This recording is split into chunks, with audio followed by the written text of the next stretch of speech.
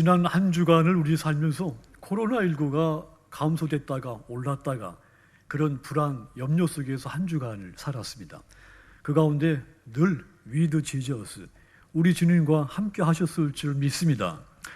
지금 이 순간에도 오는 내일도 영원토록 천국 가는 그 순간까지 우리 주님과 함께 늘 동행하시기를 주님의 이름으로 권고합니다. 윤영준 시인의 그 코끼리 남편이라는 책에 인생의 교훈이 담긴 이야기가 있습니다. 제가 소개하면 이렇습니다. 사막에는 물이 없다. 그런데 사막에는 여우도 살고 다른 작은 짐승들뿐 아니라 뱀이나 개구리나 풍뎅이까지도 산다. 물론 이런 동물들은 물을 섭취하지 않으면 결코 생존하지 못한다. 그러면 물 한 방울이 없는 사막에서 이런 짐승들이 어디에서 물을 구하여 먹고 사는 것일까? 그 비밀은 바로 이슬에 있다. 사막에는 뜨거운 낮 기온과 차가운 밤 기온으로 인해서 밤과 새벽에 이슬이 맺힌다. 이것이 바로 사막에 살고 있는 짐승들의 물의 공급원이 되는 것이다. 그래서 여우 같은 짐승은 바위에 낀 이슬을 매일 핥아먹고 산다. 풍뎅이는 자기 몸에 내린 이슬을 먹기 위해서 머리를 땅으로 낮게 내리고 가만히 기다린다. 그러면 자기 등에 맺혔던 이슬이 머리 쪽으로 주르르 흘러내려온다. 이렇게 이슬이 흘러 입 근처에 오면 풍뎅이는 그것을 빨아먹는 것이다. 그렇습니다. 생명이 없는 사막에 하나님께서 그곳에조차도 생명을 두신 것입니다.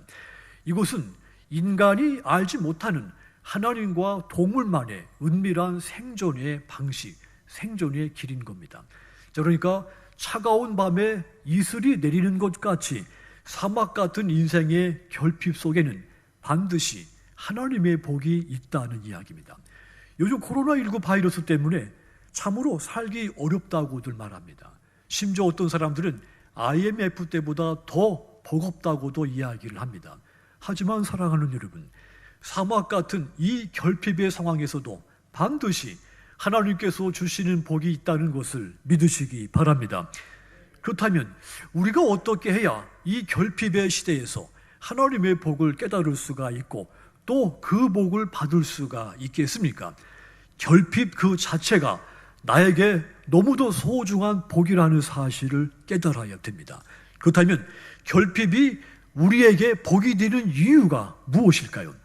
가장 먼저 결핍은 우리가 이 세상에서 맛볼 수 없는 양식을 하나님으로부터 공급받게 되는 기회가 되기 때문에 결핍은 저주가 아니라 우리에게 복이 됩니다. 광야는 지독하게 부족한 곳입니다. 물, 나무, 열매, 그 어떤 아름다운 꽃도 존재하지 않습니다. 하지만 이 이스라엘 백성들은 그 결핍의 극한의 결핍의 광야 그곳에서 누구도 알지 못하던 하늘의 만나를 공급받게 됩니다. 본문 16절 다시 보시면 네 조상들도 알지 못하던 만나를 광야에서 내게 먹이셨나니 이는 다 너를 낮추시며 너를 시험하사 마침내 내게 복을 주려 하심이었느니라. 광야같이 결핍된 그 삶 속에서 체험하게 되는 것은 다른 것이 아니라 하나님이 먹이시고 공급하시는 은혜라고 하는 이야기입니다. 이 만나는 놀라운 음식이었습니다.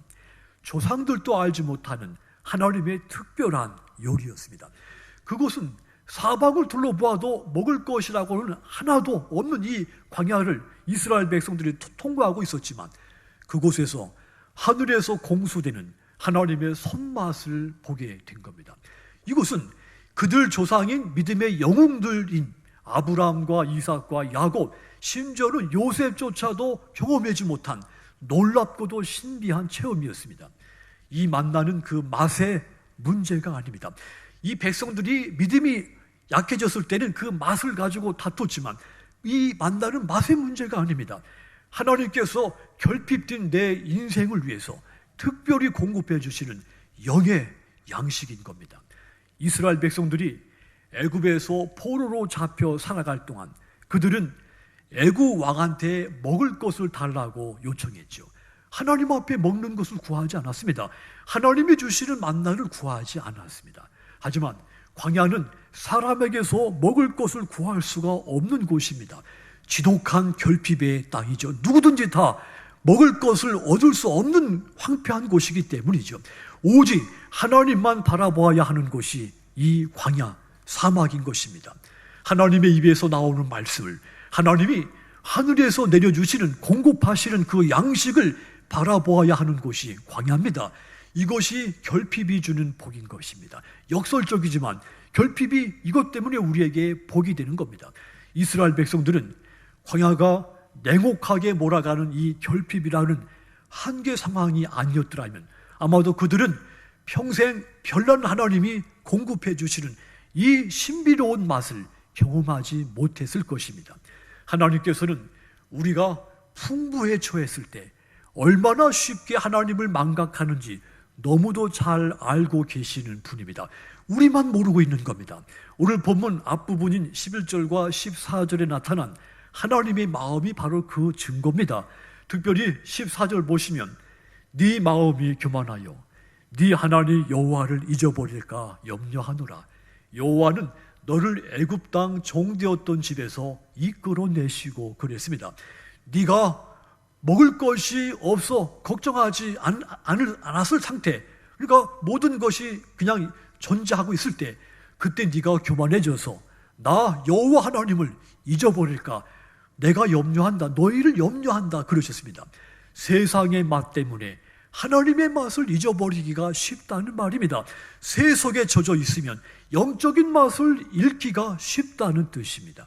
여러분도 혹여 광야 같은 결핍의 순간을 지나고 계시지는 않습니까? 그 순간에 하나님께서 나를 잊으신 것은 아닌가 그런 걱정을 하고 있지는 않습니까? 여러분, 도리어 하나님께서 여러분들이 하나님을 잊을까 걱정하셔서 하나님만 바라보도록 하기 위해서 우리 여러분들에게 결핍을 겪게 하신 것입니다. 결핍 때문에 하나님이 공급하시는 영적인 맛을 보게 하시려고 우리에게 결핍의 상황에 처하게 만드시는 겁니다. 토저라고 하는 사람이 하나님의 자녀들에게 우연이란 있을 수가 없다. 하나님의 자녀들은 다만 이미 약속된 길을 걸을 뿐이다. 돌발적인 사고가 일어나거나 불행이 그 길을 가로막을 수도 있다. 하지만 불행이란 것도 사실은 겉보기에 불행으로 보일 뿐 실상은 불행이 아니다. 다만 우리가 하나님의 감추어진 섭리의 비밀스러운 참 뜻을 읽어내지 못하기 때문에 그것이 불행으로 여겨지는 것이다 그랬습니다. 우리의 길은 우연의 길이 아니라고 했습니다. 이미 우리의 길은 하나님에 의해서 약속된 길이라는 뜻입니다. 그래서 돌발적인 사고, 불행을 깨닫고 보면 그 속에 참으로 비밀스러운 참뜻이 담겨 있다고 하는 이야기입니다. 그러니까 결핍 속에도 하나님의 비밀스러운 참뜻이 담겨 있는 것입니다. 결핍을 통해 하나님이 공급하시는 신비로운 영의 맛을 보게 된다는 말입니다. 허디슨 테일러 선교사도 말이죠. 고백하기를 하나님께서 나를 연단하시는 까닭은 나의 믿음을 증대시키기 위함이다. 이 모든 것은 주님이 나를 사랑하시는 연고다. 만일 주님께서 영광을 받으신다면 나는 그것으로 만족한다. 하나님께서 결핍을 통해 도리어 내 삶을, 믿음과 내 모든 인간의 삶을 증대시켜서 마침내 영의 맛을 보게 하셔서 나로 만족하게 하신다는 고백입니다. 그러므로 사랑하는 여러분들이 광야 같은 결핍에 처하게 됐을 때 절망하지 마십시오. 도리어 결핍 때문에 하나님이 공급해 주시는 신비로운 영의 맛을 보시는 믿음의 여러분들이 되시도록 주님의 이름으로 축원합니다. 그래서 결핍이 우리에게 소중한 복인 겁니다. 결핍이 아니면 내가 그 신비로운 하나님이 주시는 맛을 볼 수가 없기 때문인 겁니다. 또 한 가지, 결핍이 우리에게 소중한 복이 된 이유가 있습니다. 결핍은 다른 사람과 나와의 그 인간관계에서 하나님과 나와의 인간관계로 돌아서게 만드는 기회가 됩니다. 그래서 결핍이 내게 너무도 소중한 복이 되는 것입니다. 광야는 인간관계에서도 결핍을 느끼게 만들죠. 내가 결핍의 상황에 빠졌을 때 나와 가까웠던 모든 사람들이 내게서 다 떠나가기 시작을 합니다. 내 인생이 오아시스같이 시원하게 뚫려 있을 때는 모든 사람들이 내게 다가오지만, 반대로 내 삶이 황량한 사막같이 추락했을 때 냉정하게 다 내 곁을 떠납니다. 결핍이 다른 사람과 나와의 인간관계를 무너뜨린다는 말입니다. 하지만 여러분, 그 순간에도 우리에게는 은혜가 있다는 것을 믿으시기 바랍니다. 왜냐하면 그 순간에 비로소 하나님과 나의 관계가 아름답고 정상적으로 회복되기 시작하기 때문입니다. 그동안은 내가 결핍을 만나기 전에는 내가 하나님을 향하여 가끔 쳐다봤습니다. 근데 이제는 하나님밖에 바라볼 대상이 없어서 오직 하나님만 바라보게 된 것입니다. 인간은 자기에게서 사람들이 떠나가기 시작하면 그때 가서 비로소 하나님한테 인정받고 싶어 하게 됩니다. 타인과의 관계에서 하나님과의 관계로 돌아서게 되는 겁니다. 누구든지 모든 것을 잃었다 느껴질 때는 자기 자신을 돌아보게 되죠. 그동안 내가 살아온 길, 내가 행했던 모든 것들을 돌아보고 성찰하게 됩니다. 탕자 비유에서 이 둘째 아들 주목하십시오. 아버지의 유산을 가지고 친구를 만나고 어울리고 이웃을 사귀었습니다. 하지만 그는 아버지의 것으로 타인과 자신의 인간관계를 유지하고 있다는 사실을 깨닫지를 못했습니다. 그때까지 그는 아버지와 자신의 관계가 단절되어 있다는 사실조차도 깨닫지를 못한 겁니다. 하지만 그가 그 모든 유산을 탕진하고 결핍에 빠졌을 때 비로소 깨닫습니다. 아버지와 자신의 관계가 단절됐다고 하는 것, 지금까지 내가 아버지의 것으로 흥청망청 썼다고 하는 것을 그가 그때서 깨닫게 되죠. 그리하여 아버지를 떠나 방탕했던 죄를 회개하고 아버지께 돌아옵니다. 아버지와 자신의 관계가 회복이 된 겁니다. 그에게 결핍이 도리어 아버지와의 관계를 정상화시켜준 것입니다. 결핍이 그에게 너무도 소중한 복이 된 겁니다. 예수님께서 처음 선포하신 말씀은 하나님과 관계를 회복하라는 메시지였습니다. 회개하라, 천국이 가까웠다고 외쳤습니다. 예수님의 마지막 선포도 하나님과의 관계를 회복하라는 메시지입니다.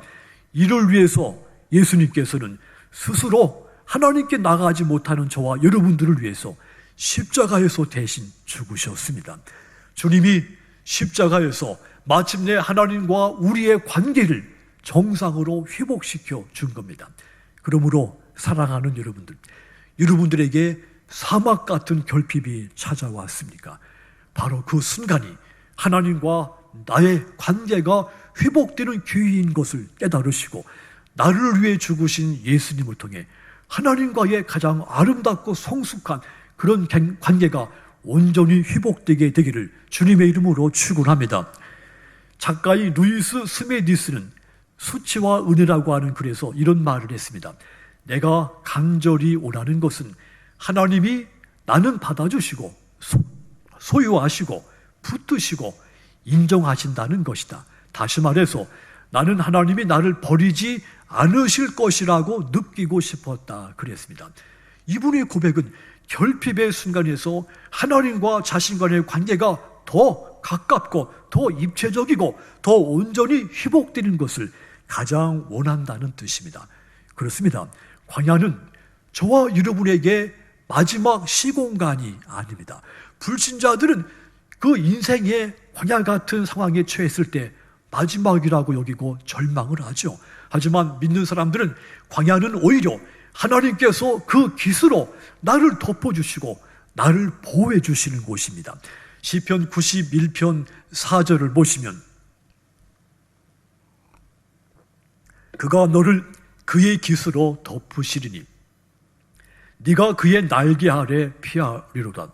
그의 진실함은 방패와 손방패가 되시나니 그가 너를 그의 깃으로 덮으신다 했습니다.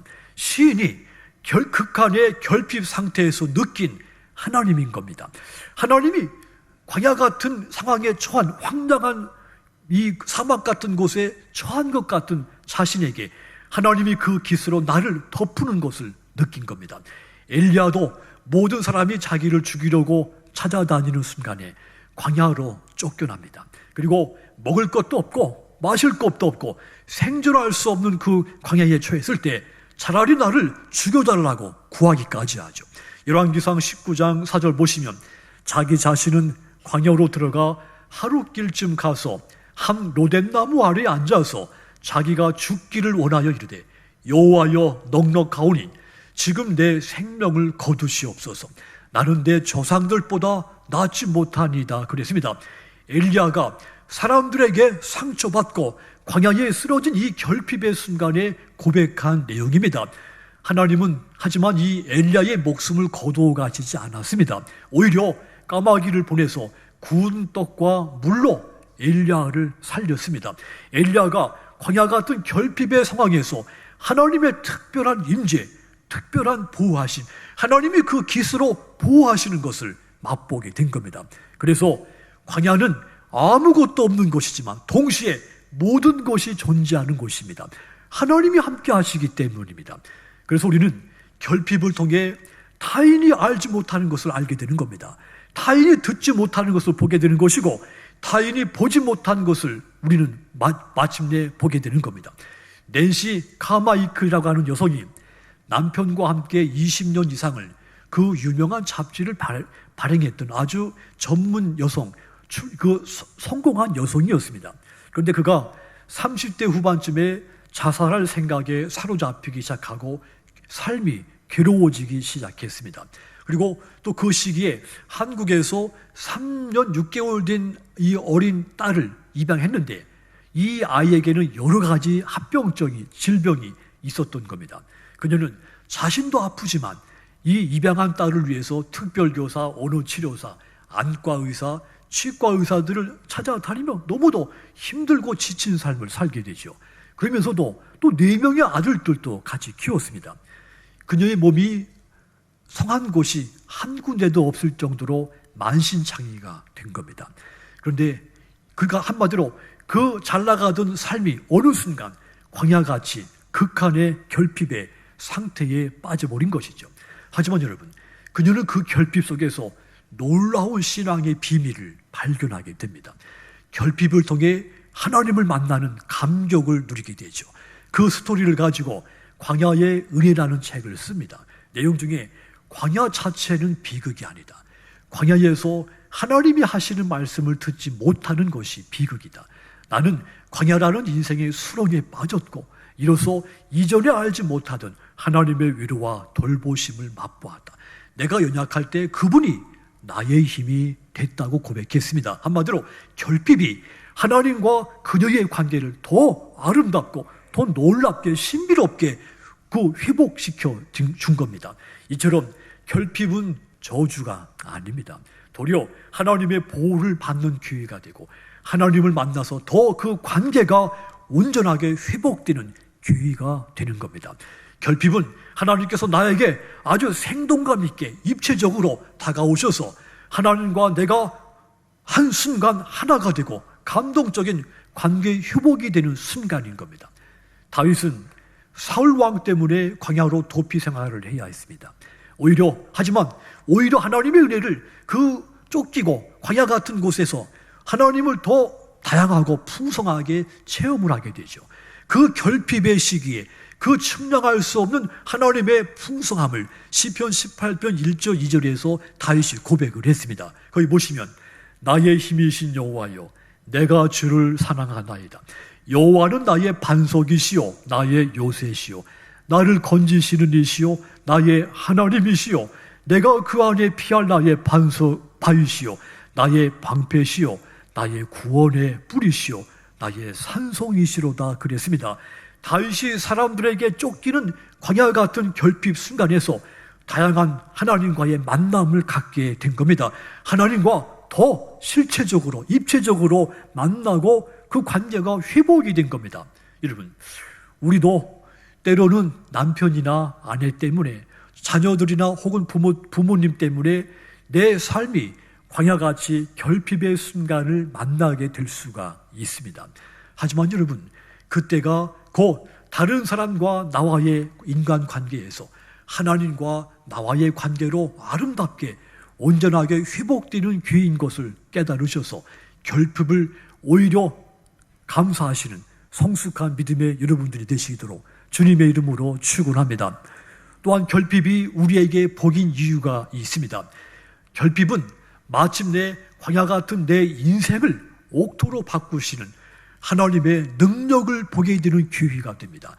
그래서 결핍은 절대 저주가 아닙니다. 소중한 복이 됩니다. 하나님에게는 광야를 옥토로 바꾸시는 놀라운 능력이 갖고 계신 분입니다. 본문 17절 마지막 부분을 주목하십시오. 마침내 복을 주려 하심이었느니라. 마침내 이 표현, 결코 광야의 결핍이 너희들의 종착지가 아니라는 것을 강조한 겁니다. 마침내 하고 그 다음 대반전이 일어날 것을 선포하신 겁니다. 하나님은 이 마침내를 외치시기 위해서 결핍 속에 저와 여러분들을 통과하게 만드신 겁니다. 그리하여 마침내 젖과 꿀이 흐르는 그 땅으로 인도하시는 것입니다. 이것이 하나님이 우리를 위해서 꿈꾸시는 우리의 최종 목적지인 겁니다. 그러니까 우리는 결핍을 통해 마침내 내 인생의 밭이 사막에서 옥토로 바꾸시는 하나님의 손길을 경험하게 되는 것입니다. 레이먼드 에드몬이라고 하는 사람이 그 자신의 책에서 작자 미상의 시를 옮겨놨습니다. 그 시 내용은 우리에게 큰 감동을 줄 만하기에 충분합니다. 제가 읽어드립니다. 하나님께서 그 놀라운 뜻을 이루기 위해 사람을 훈련시킬 때, 사람을 이해시키고 감동시킬 때 하나님께서 온 세상이 놀랄 만한 위대하고 대범한 사람을 만드시고자 마음을 다하여 애쓰실 때 하나님의 방식에 주목하라. 하나님의 방법을 주시하라. 하나님은 존귀하게 선택한 자를 가혹하게 연단하신다. 그를 맹렬히 치시며 아프게 하신다. 연단받는 자가 괴로움에 울부짖고 두 손 쳐들어 간청하는 동안 하나님은 그를 더욱더 세게 두드려 오직 하나님만이 아시는 모습으로 만들어 가신다. 하나님은 그를 굽으러 뜨리시지만 결코 꺾는 법이 없으시다. 이것이 바로 하나님이 선택한 자들을 사용하시는 방법이니 하나님은 그에게 많은 뜻을 품게 하시고 모든 행동을 통해 하나님의 광채를 나타내게 하신다. 하나님은 자신이 하고 있는 일을 분명히 알고 계신다. 이런 내용입니다. 자, 광야, 사막, 결핍, 궁핍, 절대 부족. 자, 이러한 땅을 옥토로 변화시키는 하나님의 능력이 있다는 말입니다. 시편 107편 35절도 보시면 또 광야가 변하여 못이 되게 하시며 마른 땅이 변하여 샘물이 되게 하시고 광야를 옥토로 바꾸시는 하나님을 찬송한 시입니다. 고든 맥도날드 목사님도 십자가의 길에는 실망이나 좌절이 없을 것이라고 속단하지 말라. 실망과 좌절은 우리의 인격을 성숙하게 하고 강하게 만들어주며 하나님을 향한 경외심을 길러준다고 했습니다.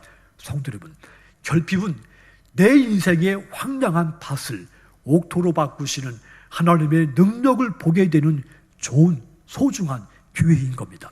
그러므로 결핍 때문에 두려워하지 마십시오. 절망하지 마십시오. 도리어 여러분의 사막 같은 인생의 밭이 어느 순간 옥토로 변하는 놀랍고도 신비한 기적을 보는 믿음의 여러분들이 다 되시도록 주님의 이름으로 축원합니다. 사랑하는 여러분, 결핍은 누구에게나 언제든지 찾아올 수 있습니다. 십자가의 길을 걷는 우리에게도 이 결핍의 상황은 언제든지 찾아옵니다. 그때 믿음이 약한 사람들은 좌절과 절망에 빠지게 됩니다. 하지만 우리는 하나님을 믿는 사람들입니다. 우리는 결핍이 도리어 소중한 복이 되는 것을 믿는 사람들입니다. 결핍을 통해 내가 지금까지 세상에서 맛볼 수 없는 것을 하나님이 맛보게 해주시기 때문이고, 내가 지금까지 다른 사람과 나의 인간관계를 소중히 여겼지만 하나님과 나와의 관계를 더 소중하게 되는 기회이기 때문이며, 광야가 내 인생이 광야같이 황량한 밭이 마침내 옥토같이 바뀌는 그런 기회가 되기 때문에 결핍이 곧 내게 소중한 복인 것을 믿는 사람들입니다. 이 믿음을 끝까지 붙잡으시고 이 믿음으로써 어떤 결핍의 순간에 처한다 할지라도 절망하지 말고 도리어 거룩하게 승리하시는, 더 하나님이 주시는 것으로 더 풍부에 처하게 되시는 여러분들이 다 되시도록 주님의 이름으로 축원합니다. 기도하겠습니다.